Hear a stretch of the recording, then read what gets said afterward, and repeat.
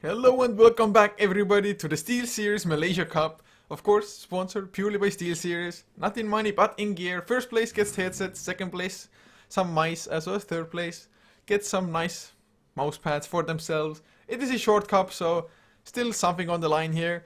It's of course all Malaysian teams. Genysis versus G-Guard is the best of 3 for today. G-Guard, they are with a one game disadvantage, so it's all up to them to just kind of tie up the series. If unable to do so, they will be out of the tournament, and Genesis will be waiting in the final against, I do believe, the winner of Team Malaysia and Tapai for the game tomorrow. So we'll see. In any case, we're HeflaTV, your English coverage. I'm Coucher, and once again, I'm joined by Grandis V. Do you believe in G-Guard? Will they get this to us to a game number 3? Honestly, I'm not so sure. I think they definitely have a chance of showing a better performance than they did in game number one, and they were able to keep up in the net worth, but it just never felt like their team fight combination ever came through. The double Reaper Scythe, the double Ravage, more often than not landed in the BKBs, and when it didn't, it landed into defensive disruptions coming out from Genesis' Shadow Demon, and the play there was really on point, and it just made it so hard for G-Guard to fight up into, even though there were no real traditional carries. Razor and Necrophos, I don't know. They can scale very well with items, but they're not your late game heroes for sure. It works out for Genesis, I think, mostly because they just had better pushing potential with the Razor and Jakiro. That said, we are into game number 2, and let's see for sure if G-Guard are going to be able to do it. I definitely think they have the potential. Let's see if the draft is going to favor them. Centaur Warner is how they're going to open it up. Yeah, it's the exact same way Genesis started it last game. Of course, Winter definitely just an avid lover of the Centaur Warrunner. He's playing that heroes most of the time I'm seeing him, so we'll see how well they can put it to use. Whereas Genesis now, do we see a similar start that G-Guard themselves went for last game? Skyriff Mage plus somebody for them? Potentially. Definitely wouldn't be a bad choice. If they want to just knock out both of their supports, Scarth Mage over Magi would be a pretty decent opener. Tidehunter is off of the pool, so maybe they decide to go for a Batrider. Not sure if either team are that way inclined, or if they want to prioritize it this heavily inside the draft. Either way, Genesis are taking a lot of reserve time to think about their opener, which is pretty peculiar to me. Vexus has disconnected, but their drafter is still inside this game, so it looks like they're just take their time in thinking about it. Centaur isn't exactly a peculiar opener coming out from G-Guard, so it surprises me that they've gone through more than a minute. Yeah, it's, well, starting with a Shadow Demon, so I guess they really like that hero. They can go for a Skyriff Mage, they could go for a Razor as well, once again, if they wanted to. It's still open for them. It's, I mean, Shadow Demon first pick, I guess it might be good if you really have the players and the team to just kind of synergize around that, or, I mean, you're up against a Centaur. Whoever he hoof stomps most likely will be the focus for the rest of the team as well, so just disrupt up the target might already just buy those precious extra seconds. But Shadow Demon first pick, is it really that great of a hero? Um, I am inclined to say no, but after the performance in game number 1, maybe it is. Genesis, they have the potential to go for a Mirana after this, but they go for the Faceless Void. Okay, so now this feels really weird. It feels like a Shadow Demon for the sake of Shadow Demon, which is pretty nice, but right now there's nothing super great to defensively disrupt. They can draft around this and pick up some really solid setup after the fact. I expect Invoker to be banned out in the second stage, but if it's not, that would be a wonderful pick for Genesis, setting up for Sunstrikes with disruptions as well as with Chronosphere. Could be a very useful tool. Oh, it most certainly could, so Faceless Void is there.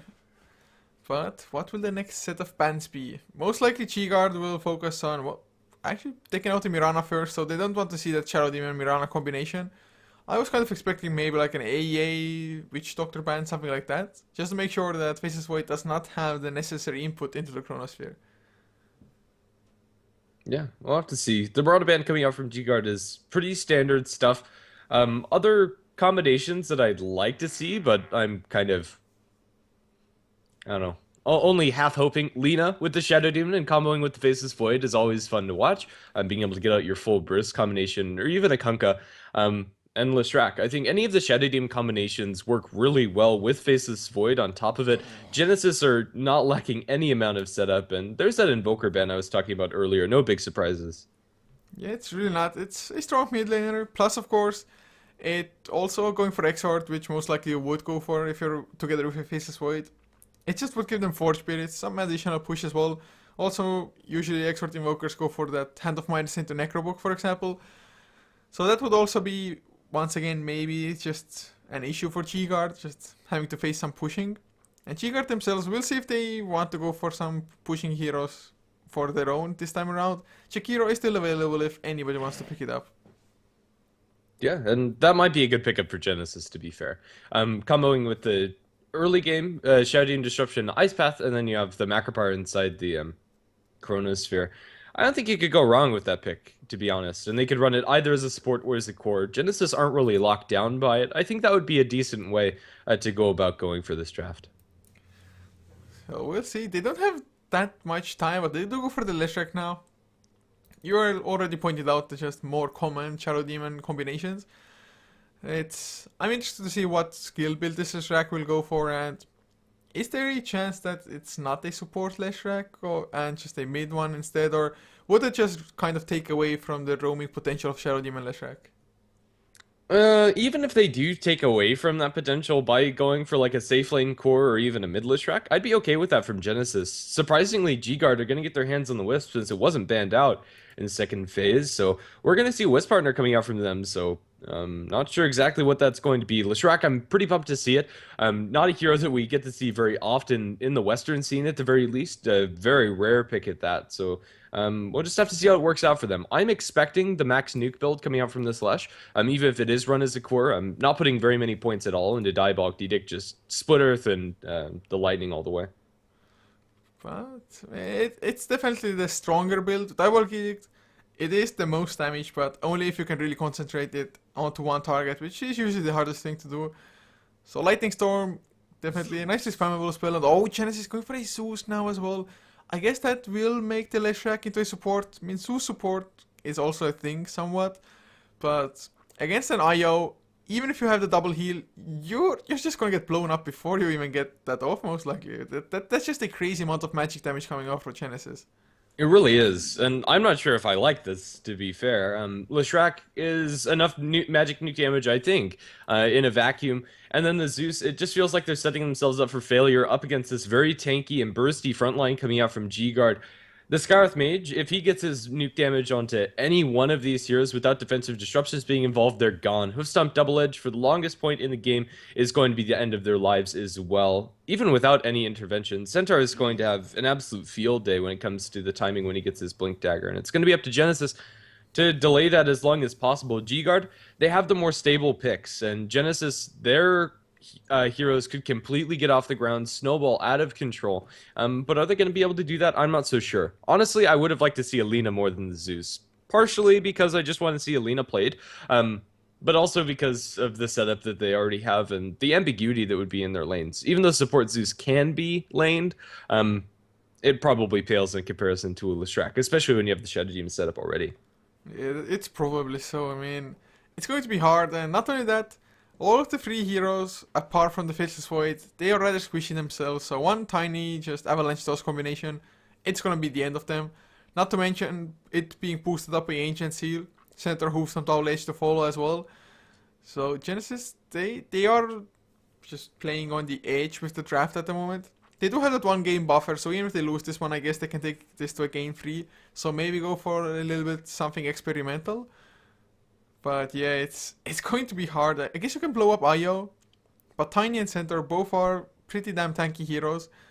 So Zeus, I mean, I guess it's nice if you're up against extremely tanky heroes with a static field, but it only has that much effectiveness in the end. Yeah, I don't know. G-Guard, if their supports get caught up by the Shadow Demon combination... Whoa. Okay, it's a Lich for Genesis. Not what I was expecting. This might just be straight up dual lanes coming up from Genesis. Shadow Demon Leshrac up top, Lich Faceless Void bottom, and Zeus mid. Which might be nice, but they're going for a lot of very squishy and very easy to bring down heroes. I'd love to see Nyx Assassin picked up by G-Guard. It might be a little bit of overkill, but I'd like to see it. Just being able to constantly hunt down Genesis's side, especially if they get some early levels up on the Nyx. And in my theoretical plan, it would be a mid Nyx Assassin, unless that's a tiny IO mid, which is also an option. But I don't know, Genesis's draft, it's very very risky. If they get a Veil, it's going to be a dirty amount of damage, but it just doesn't seem very well rounded. They're very focused on this mid-game magic damage strategy. Even though they have a Faceless Void to fall back on the late game, up against a tiny IO, that's not really enough, especially if you get some lucky procs of that craggy exterior. It's definitely scary. I mean, if you get the Chronosphere Chain Frost, for example, it will be devastating. But Genysis, you mentioned dual lanes. I think they might even run dual mid lane if they're kind of expecting IO Tiny to come against them. Lich definitely won't be a bad hero to have there, but if it's a dual lane mid lane for Genysis with a Lich, who would you think is gonna go with him? Zeus? More or less end of story. I think breaking up the Shadow Demon and Leshrac is a little bit too good to pass up. Even if it's just them two, they can still kill off and zone out a Centaur pretty effectively. And Faceless Void mid, although it definitely could work, I think it's unlikely because nobody else could solo the offlane without putting themselves at inherent risk. I mean, if it's IO Tiny dual lane, they could go like aggressive dual lane with Leshrac Shadow Demon as well, but yeah, I think it's probably better to have Faceless Void offlane then. We'll see. But G-Guard, their final pick will be the Chikiro, so gonna run a core Chikiro here as well. Definitely a good hero to have, Liquid Fire and all that just jazz. Ice Path as well, of course. And this game should be Genysis. It's really Snowball or GTFO almost. Yeah, that pretty much sums it up. The lineup coming up from G-Guard, it's very well rounded. It's very stable. Genysis, their lineup is either going to be amazing or it's going to be awful. They need to get that snowball rolling very quickly, get level 6s ASAP for all of their heroes, and once they have that, look for fights, find fights, and don't stop, ever. The pushing power coming out from Leshrac is going to be pretty nice, and after their last couple of picks, I am kind of leaning towards a Diebogged Edict Leshrac. Get your first point into the stun, and then start maxing out Edict. They really need some kind of push coming out, especially against G-Guard as well. Otherwise, we might be looking at quite a lot of situations in the game where both teams are going for towers on the different sides of the map, but just G-Guard taking them down that much faster and Genysis just having to back off anyway without taking any objectives. So we'll see, but somebody is in the toilet. Oh, well, he picks up his hero now, so maybe it's not there anymore. Maybe he has remote control, I have no idea, but they are ready now.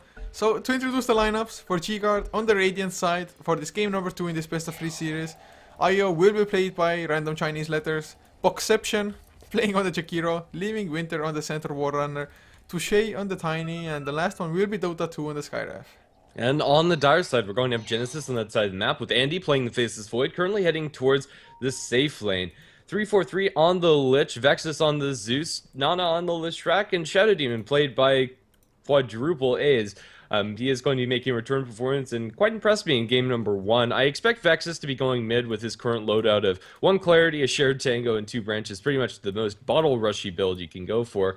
And the rest of these heroes are just going to be in a straight up aggressive tri-lane. I think they'd want to match up against the Tiny and Io, but for now, Faceless Void might be in a bit of a pickle. He turns back into them. The Hoof Stomp doesn't come out, but they're tethering up the Centaur. Time Walk should keep Andy A-okay away from this lane. But now with that information, G-Guard are going to know that they're going aggressive, or at least suspect that they're going aggressive, and they can plan accordingly and look for some lane matchups. We might have a little bit of a ring around the lanes, if you will. I guess that's exactly why you also go for a 5-man rotation. It's always nice if you can get a kill with that, get the first blood, maybe even a couple extra. But information is just invaluable in a game of Dota. If you know the lanes, you can set yourself up accordingly. You know a little bit better where to place your wards. Maybe if you need a lane ward or something like that. But at the moment, IO Tiny, they will stay on the top lane together with Skyraf Mage. So it's just going to be lanes dodged by both of the teams. Yeah, and I think that's going to benefit G-Guard, to be fair. The Jakiro Skyraf Mage lane should have a decent time against the Faceless Void. Mid, IO Tiny is not going to be phased at all by having a Zeus up against them, especially if Magic Sticks come out from either of them or both of them. And then bottom, it's going to be Shadow Demon Leshrac versus Centaur, which has some killing potential, and that's probably the lane that Genysis are most likely to win.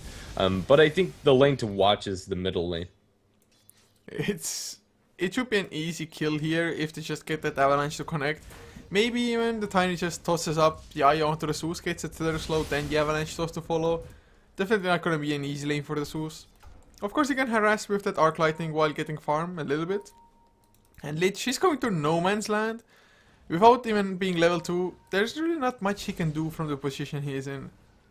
He's going to be annoying to the IO and stop some of the stacks coming out. He pulls the creeps over to the side, which does deny a little bit of experience from the enemy team, but I think 343's time would have been better spent just sapping experience in another lane altogether. So, bottom lane, it's going to be a horrible time for the Centaur. Although, I think before level 2 on Genysis, before they get the Soul Catcher, they might not even get the kill, at least with the two of them. Just disruption into Hoofstomp. I don't think they would have enough to follow up there as well. But once they get level 2s, once they get the Lightning Storm or the Double Key to follow up, gets a little bit better for them, of course. In the meantime, Andy, not having the greatest of times either on the Faceless Void, just Scarf Mage with the Arcane Bolts being just plenty harassive on him. And where do you expect the just first blood to come? Is it still mid lane? Maybe. I don't know. Zeus is actually farming incredibly well for the situation that he's been dealt. Being able to get those Chain Lightning CS, and now with the bottle running, maybe Zeus isn't going to be shut down after all, unless they open up with something like a concussive shot. His positioning just seems to be a little too good. It's just hard with the arc lighting, of course. Bottom. G-guard. Oh god, can they get it? One more right click. Yes! Quad A gets the first blood. Double Didic level 2 as well. Guess it got enough concentrated fire onto the Centaur. Yeah, he was isolated away from the creep wave, and I don't know, kind of like if you're going for a kill with like Clockwork or maybe even a Witch Doctor. Once those creeps are paired away, or there's only a couple of them, your spells do a lot of damage, and it's going to be Centaur to give up the first blood. This combination is very scary, especially if you get that Soul Catcher to land. That's really what Winter has to avoid at all costs. First of all, getting isolated like that, so that Double Key wouldn't focus on him. And just, I don't know, stay around creeps, play it as safe as one can. But now top lane, Lich has gone there, he's like, screw this guys, Zeus doesn't need any help, he's owning the mid lane anyway. 14 and 0 at the moment, compared to 11 and 2 Tiny. Although, as they get more levels on the IO and the Tiny, it gets harder and harder for the Zeus to actually stay in lane, especially without boots as well. He's gonna have to be on his own high ground. But lanes will be pushing in at some point anyway. It's not like you can keep on just pulling through like in the just off lanes, the side lanes. So Vexus definitely having a lot of a better time than I think either of us expected.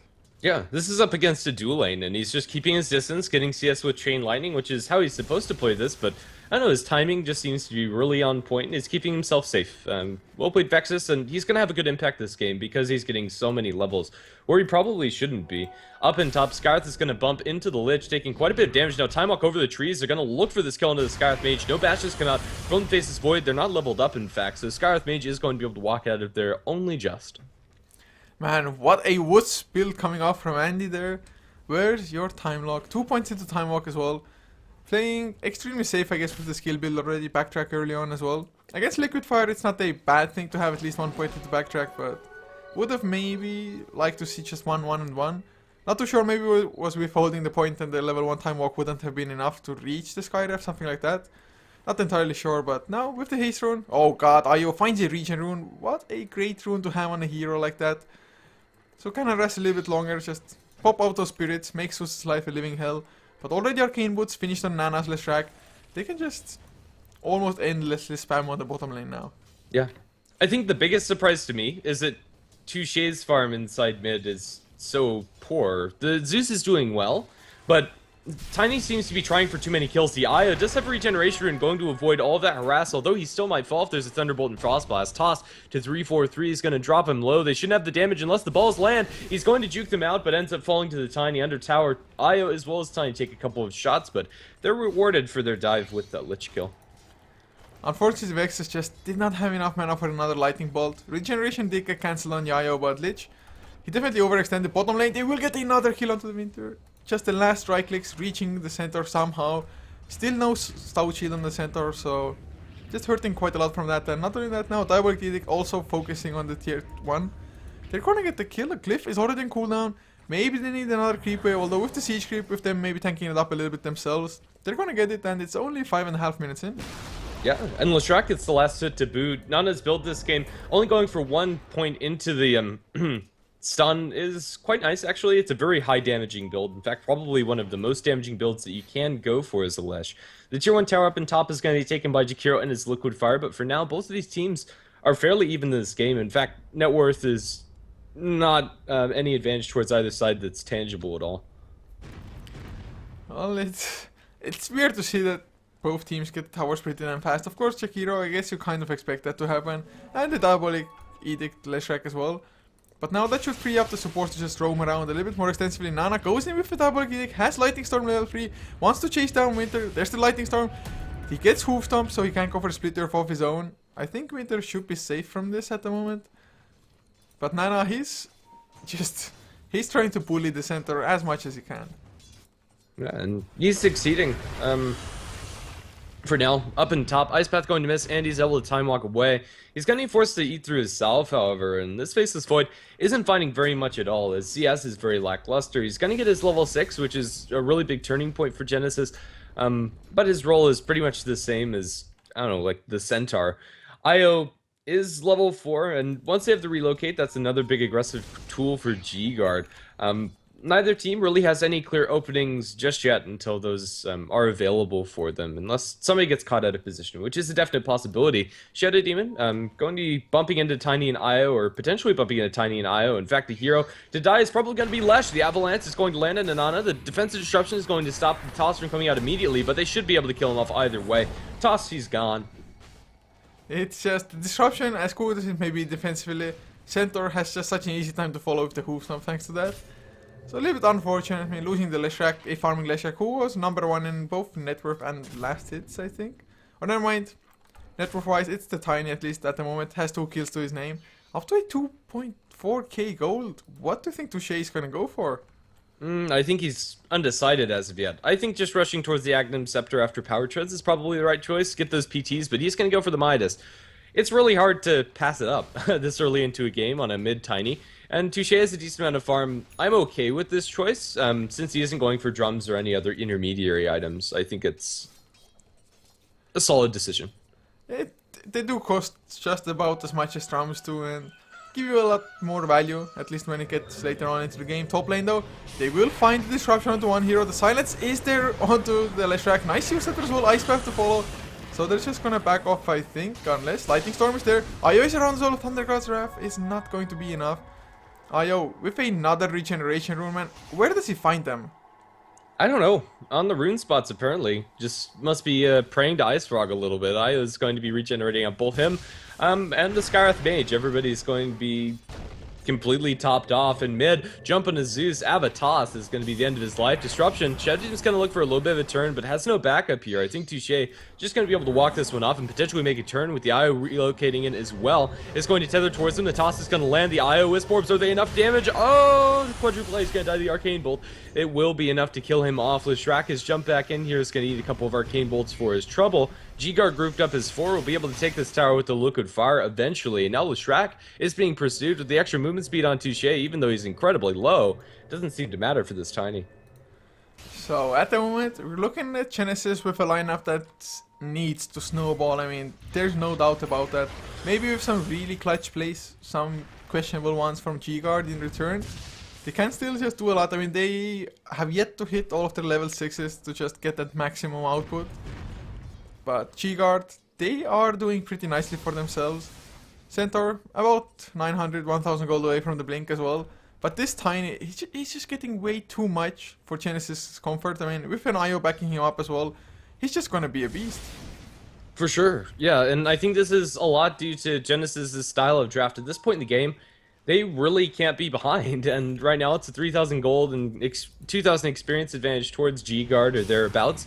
And a lot of that is in the Tiny, as you've already mentioned. They're going to have level 6 very soon for the Io. Down in bottom, they blow up the Centaur yet again. He's really been the, I don't want to say weak link, but the unfortunate loss every time for G-Guard. He's died 3 times.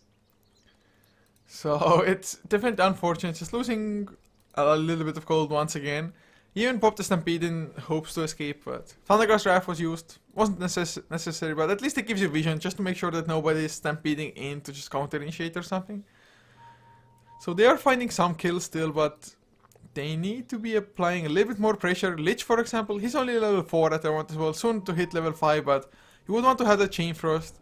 And also Faceless Void, him being level 6, would have expected maybe a little bit more aggression coming out of him as well, just start to roam around, use the Chronosphere on cooldown to just get some easy kills.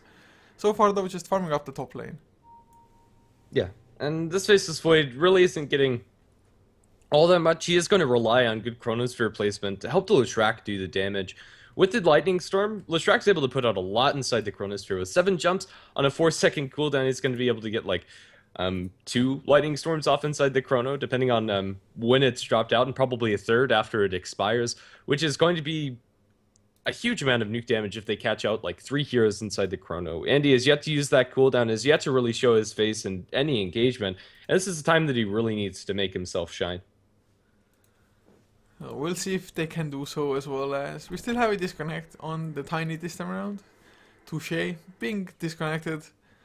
So do we have any items coming out, like any other Hand of Midases, anything along those lines? Nope, just everybody's more or less finishing boots at this point in time. Steelseries is there on Jakiro, so that's a good thing. Just set up his own ice paths, which are level 3 by now as well.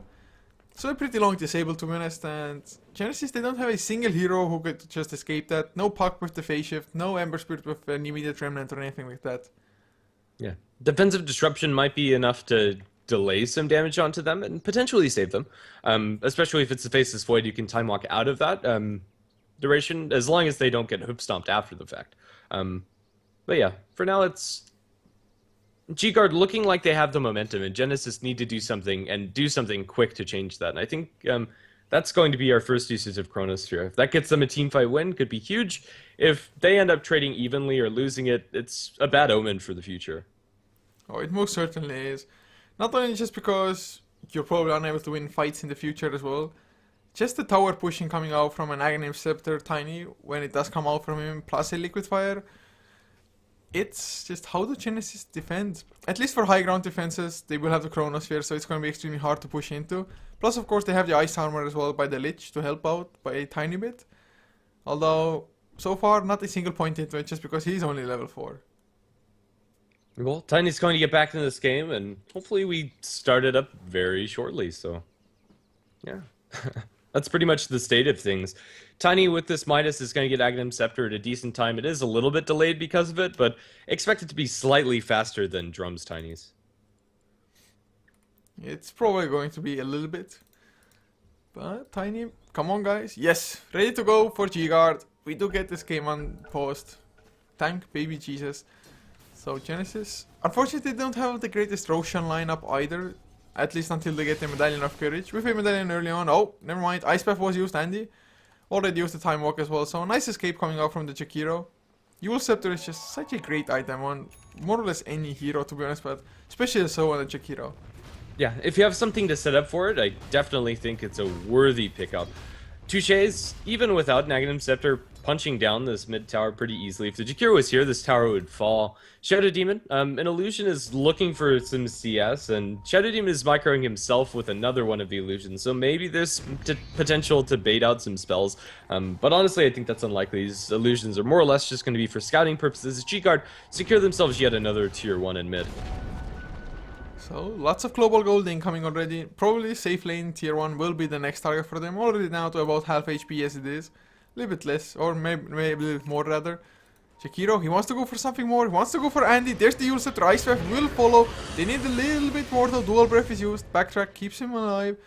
Does he even time walk? He was thinking about it. More heroes about to come. If he had gone on Touche right there, probably would have been enough. But I think twice about it, and Stampede used to just make sure they get to safety. Yeah, and I mean, it's kind of there for that, just to make sure that everybody's completely fine, and still yet to see Chronosphere cast onto anything. Leshrac's getting a decent amount of farm, and it looks like it's going to be a BKB for Lesh. Once he has that, he's able to put out quite a significant amount of damage, but Genysis, the snowball isn't rolling yet, and it probably should at this point in the game. Stalling out is exactly what G-Guard want to do with their Midas on their Tiny, and they have tools to take this late, whereas Genysis really don't. Aghanim Scepter is definitely in the works for a Tiny point booster online already, and is going to have enough money for one of the components. Touche, again, is going to pause the game. Hopefully it's nothing too major. And G-Guard, they have some potential to go aggressive themselves. Blink Dagger soon to come for the Centaur, and Io does have level 6. Once that happens, Blink Hoof Stomp into Relocate ganks are going to be the name of the game for G-Guard. It's unless the Shadow Demon is just somewhere around yet he's not getting ganked, it might be fine for them with a clutch disruption. It's going to be hard though. I mean, it's just so much damage coming out and so many targets as well that you have to choose from, like who to try to stop. If you disrupt defensively, it might buy those extra couple of seconds. In the end, might not mean anything if you don't have your own heroes to come in and rotate there. The only one who, of course, can turn it around best is just the Faceless Void. If you see that relocate coming and you do not get hoof stomped by the Blink Centaur, there's a pretty solid chance for you to just Chronosphere exactly where they are relocating into. So that might be the turnaround they need, but so far, 12 minutes in, no Chronospheres yet.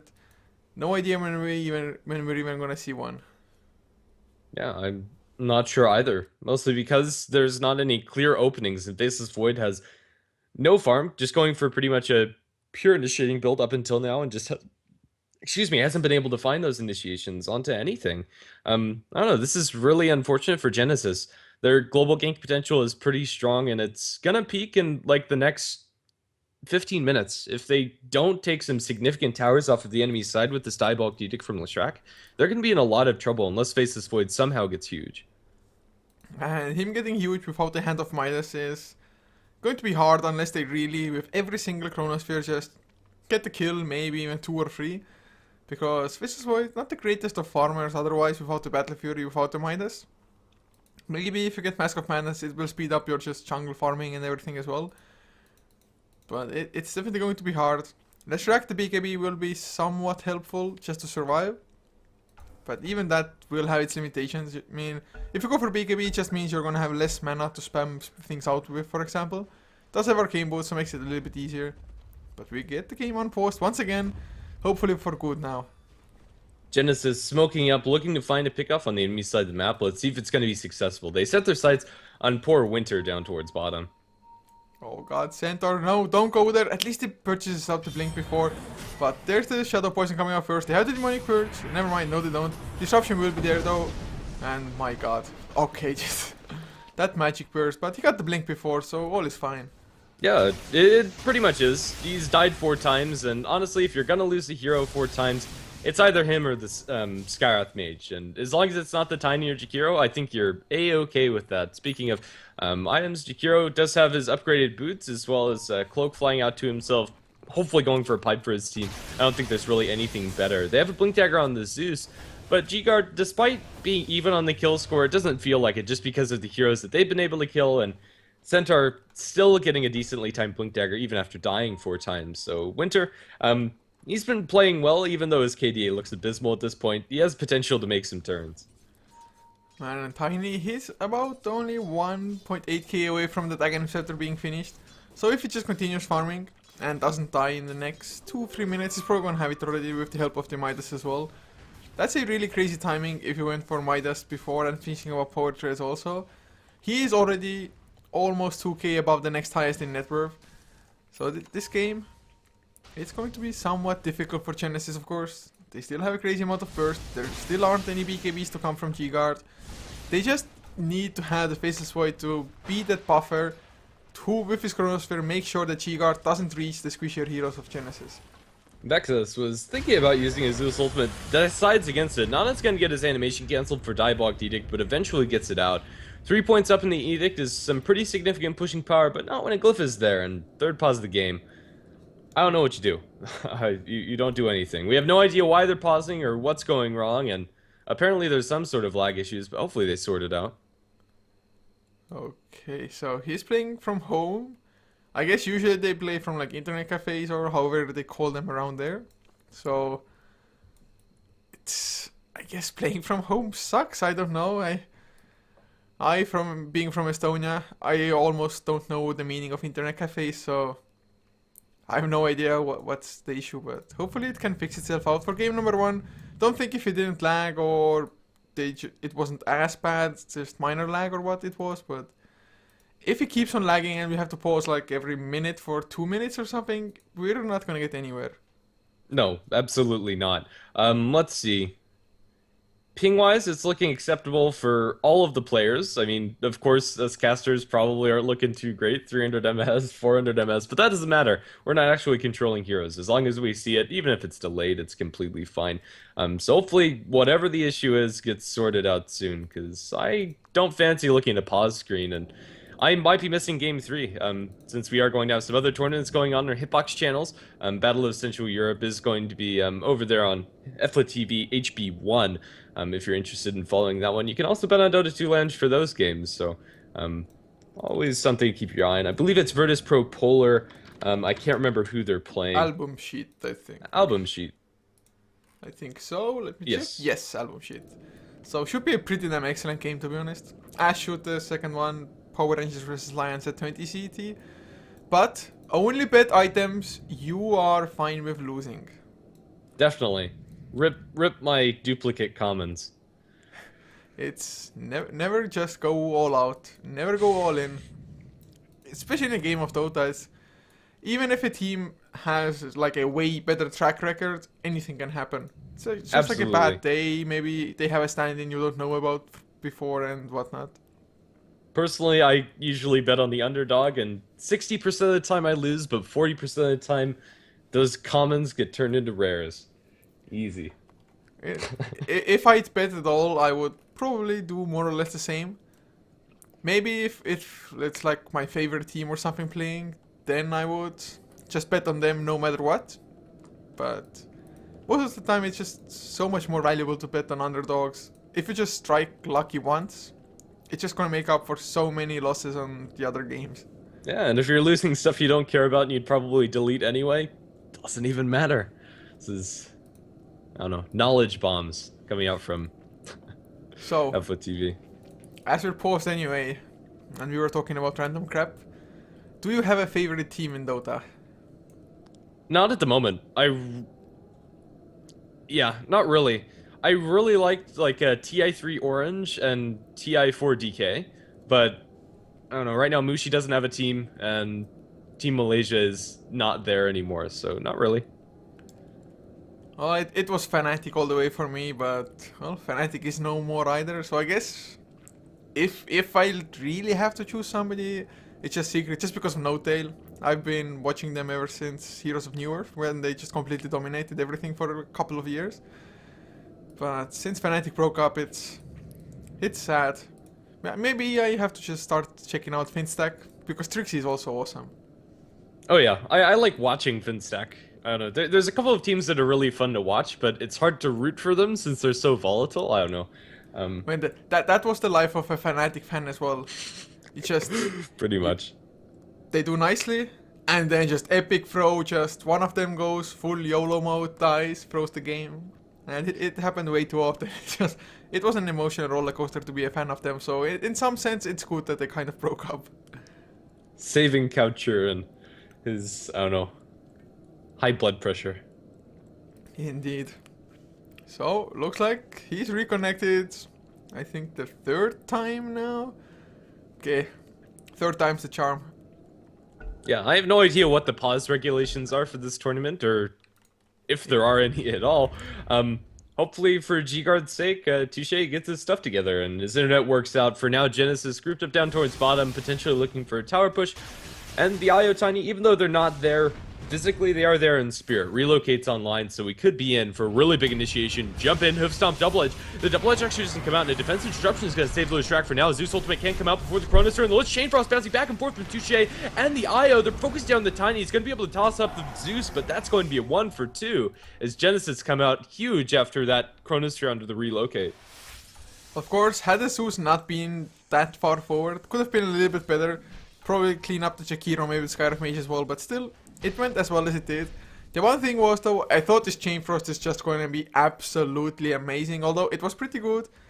The IO just died too fast for the bounces to continue. Another Blink Hoofstomp though, another defensive disruption as well. Mystic Flare gets dodged by Andy. Nicely done, but the double Ice Path, not dual edge, double edge. Nana will lose his life in return, maybe even Lich as well. Yes, he goes down. Burns to the Liquid Fire as IO Spirits bring him down. So in the end, all said, it's a 3 for 3, I think. Yeah, Centaur ends up killing himself on the Leshrac by double edging and then dying to the Diabolic Edict, but I suppose since they're able to clean up, it's okay. The tower's defended by G-Guard, so I think that's a big takeaway from this fight. Outside of that, it's pretty even. Of course, Tiny dying there as well does slow down his Aghanim Scepter a little bit, so that's a good sign if you're Genysis. Plus, they have a Mask of Madness now on the Faceless Void, gives him a lot more solo kill potential, especially if he gets the back off of maybe only a single Thunder God's Wrath, which is also only level 1, and considering that Zeus, he was a mid lane solo, he is rather low leveled. Yeah.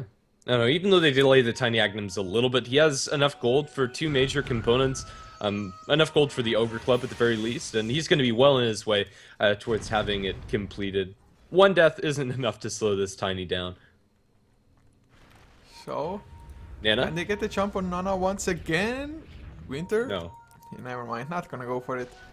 Relocate is up now though, if they really want to just force the issue. But they always have to just be wary of the Chronosphere. Not too sure how well they timed it. But they're like, probably it's gonna be up about now, so it's a little bit risky going in like that. Yeah. We do have Relocate is as well available for the IO. He's holding on to the bottle, which is, I don't know, just a little bit sad for me because it's holding on to a double damage rune. Tiny with double damage rune is scary at all portions of the game.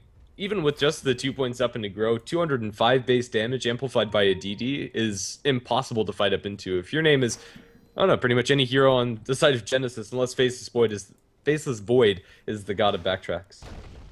Yeah, the only way would be just Chronosphere him up and kill him immediately, make it so that he doesn't get a single right click off. If he does though, it's, my god, 410 damage. Overcharge is level 2 only at the moment, so doesn't get the maximum attack speed from that. But still might be enough. But BKB now finished on the Leshrac. Gonna be really helpful in the next fights. And I feel like Genysis, they're probably just gonna go aggressive with this. They need to start bringing down towers with a little bit more speed than they have so far. Yeah, Leshrac with this BKB, I think this is go time for Genysis. They have a couple more minutes until Aghanim's Scepter is up in the Tiny. Actually, scratch that, it's flying out to him now.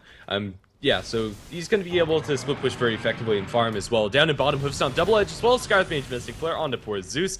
Didn't stand a chance at all, just completely melted. And that's Aghanim Scepter done in the meantime on Tiny now as well. Still has the Hand of Midas to use. Urn of Shadows and Scarf Mage as well. And oh, Quad A. There's the disruption. Do they really follow up with this? Maybe with the Demonic Purge, Io is still around if they need to relocate him out. They're just waiting for it. Andy comes in from behind. Oh, he might get the double chrono, never mind. So, Io, is he gonna come back with the Tiny and have TPs in, or is he just gonna come in to die?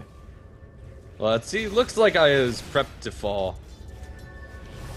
Bye-bye. Oh, he gets the tether out. Oh god, and Invis Center was around. They had no idea this was there. And there's the Use Scepter Ice Path to follow onto Leshrac. Never mind, he has the BKB. Blink Hoofstomp double ace. Gets the Lich. Silence onto Andy as well. No Chronosphere quite yet. And Nana, he's completely out of mana all of a sudden on the Leshrac. All well and good that he survived, but they don't get the kills. They lose a Lich. They don't get the tower. Just really well played by G-Guard.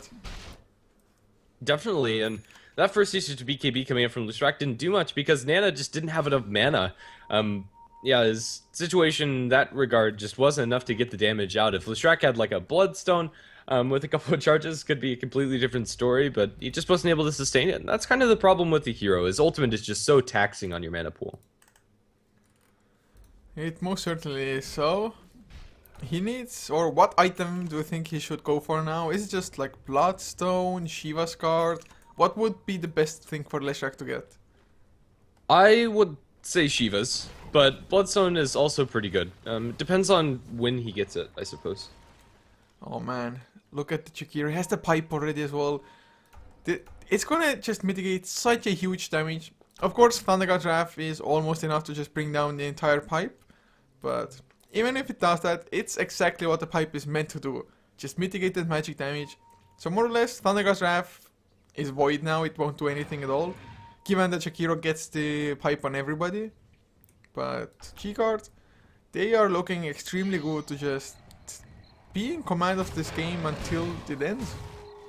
Yeah, more or less. If Tiny gets himself a BKB, I don't think they can kill Touche at all, and turn on the BKB, just smack the towers down. Also, just a pretty solid option, even if he goes for something a little bit more traditional, like Or not traditional, I should say. BKB is a really normal choice on the Tiny as well, but a little bit more aggressive, like an Assault Cuirass or some sort. I'm not sure that matters either. Touche is going to be hitting like a truck. He already is, really. I mean, even if the Hand of Midas though isn't the highest level, I guess they haven't been part of too many kills. I mean, it's 9 to 7, 16 kills, 20 minutes in. Not the most passive of games, but not a fast one either by any means. But they are going back for the tier 1, even popping the double edict. Glyph comes out. Don't think they can defend this unless they want to really relocate in. Never mind, tower goes down, doesn't get denied by Skyref, although at least he attempted it. Yeah, fair enough. Right now, Genysis, they need to get more usage out of this Faceless Void. Andy's working towards presumably a BKB next, although an Agnum Scepter wouldn't be a terrible choice either, just to always have that Chronosphere online.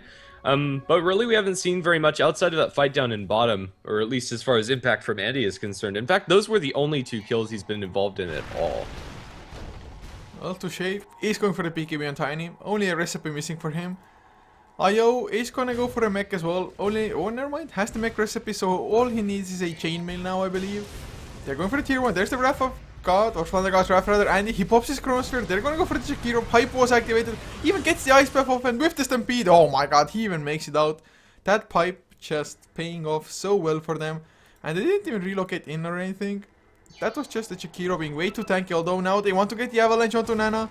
Not going to go in too deep though for it, but they get a tier 2 as well. So just wins all around for G-Guard.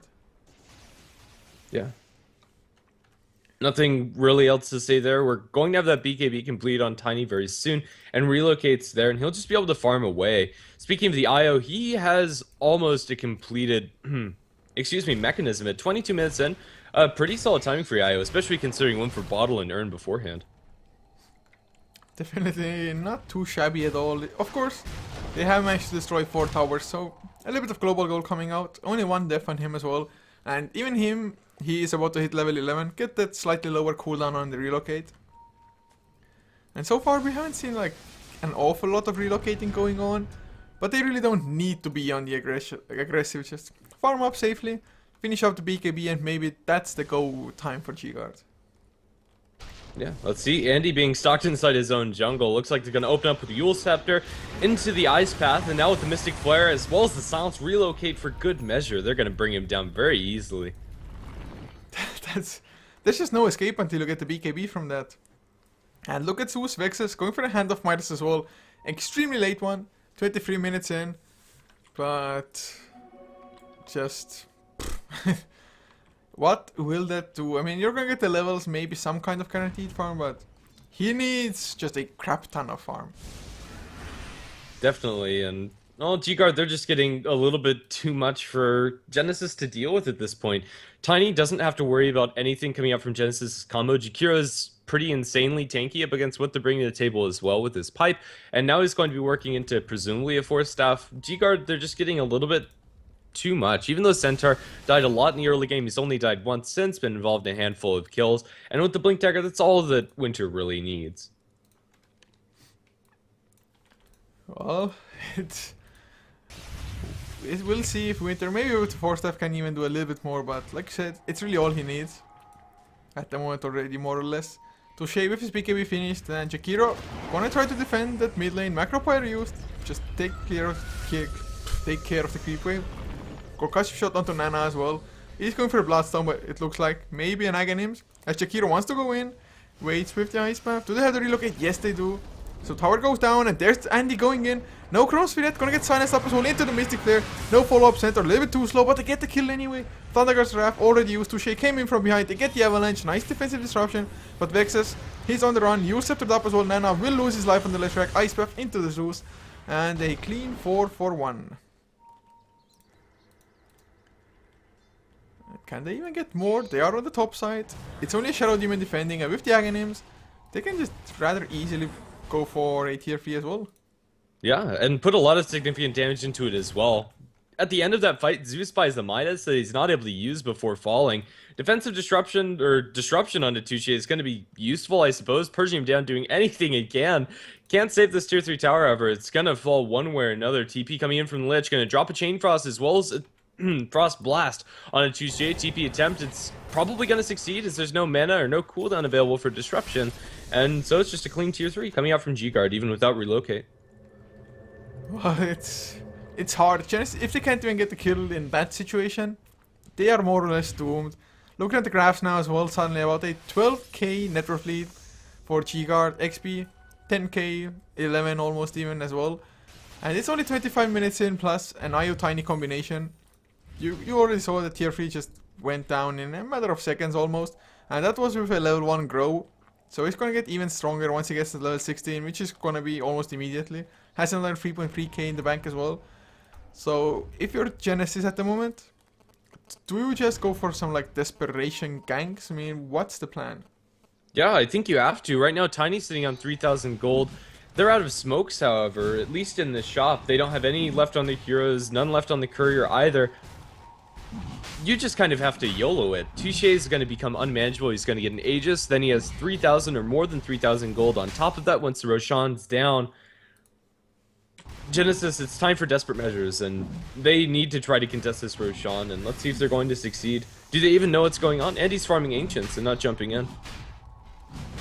I mean, I guess they don't know what's going on. If they did, they could jump in now. There's the Shadow Poison. They do see this. They can pop it to Morning Purge as well, maybe if they really want to. But they need all of their spells to be there. They need the Chain Frost, but it's still on cooldown with the Lich being only level 9. And a level 1 Chain Frost might not even be enough. And oh, can they find Andy? No, he was behind the tree. If there had been just the Yule Scepter into Ice Path, might have just been an epic disaster.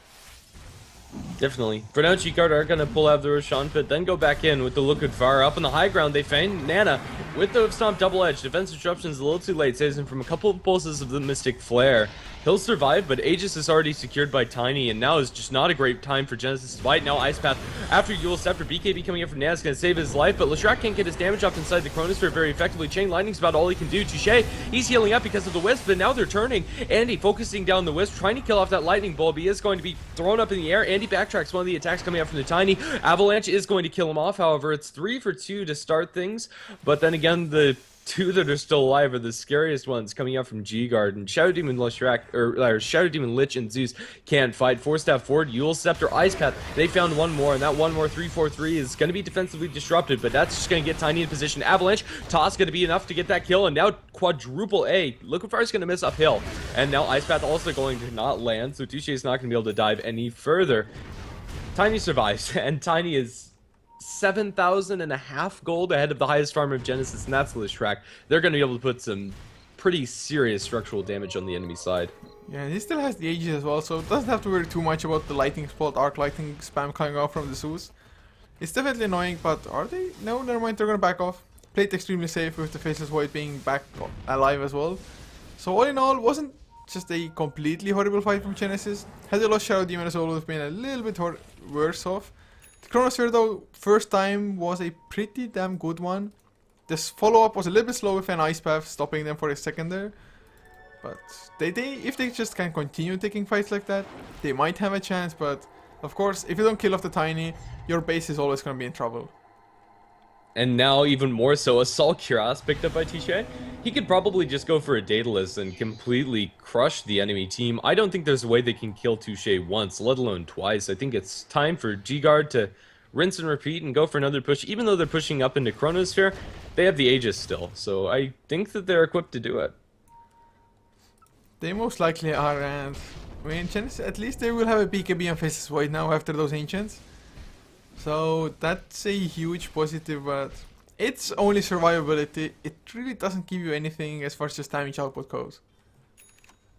Bloodstone on Leshrac is usually a really nice item, but at the point that Nana has picked it up, he has not really an opportunity to pick up more charges unless they win a miraculous fight, and honestly, I'm not sure this is the game for it. I don't know. If it works out and they're able to hold, it's going to mean that he's doing a lot more damage inside the team fights. But their base is exposed up top. Mid lane isn't looking too healthy either, as the tier 3 towers below 500 health. And G-Guard, it looks like they've, I don't know, just maintained the momentum. Currently a pretty damning lead in their favor. Over 15,000 in the gold and close to that experience, 14,000. Zeus now has a Veil for his team, which is going to be a really nice pickup after that Midas. I don't think it's enough, however, up against this BKB Tiny. It most likely is not. I mean, Tiny literally can just go to the high ground, smack down the racks, and maybe loses Aegis, but if he loses Aegis, comes back with a BKB, it's just gonna be fine. Oh, mid lane, BKB forced by Leshrac, but the 4 staffs and the Stampede get them out to safety, and in the meantime, range Rex taking a lot of damage.